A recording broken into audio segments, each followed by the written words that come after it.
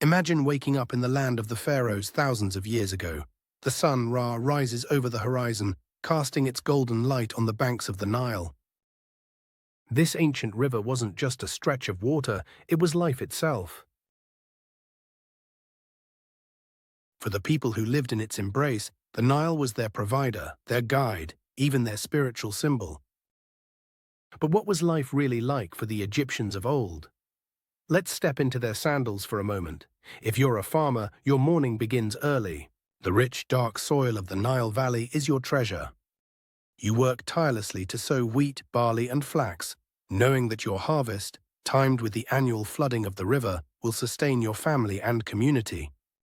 The rhythm of life aligns perfectly with the flow of the banks. Every year, like clockwork, the inundation replenishes the soil, ensuring your crops thrive. But farming wasn't everyone's life.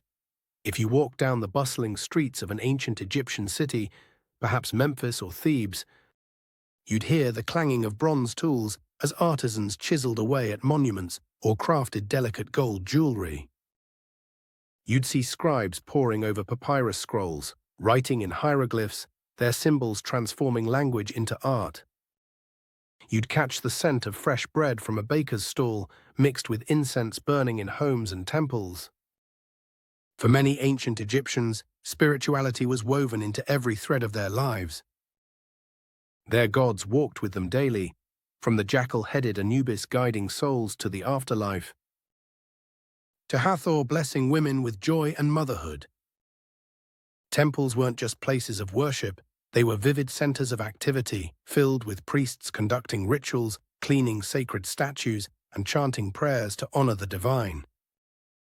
And then there were the pharaohs, living gods who ruled the land.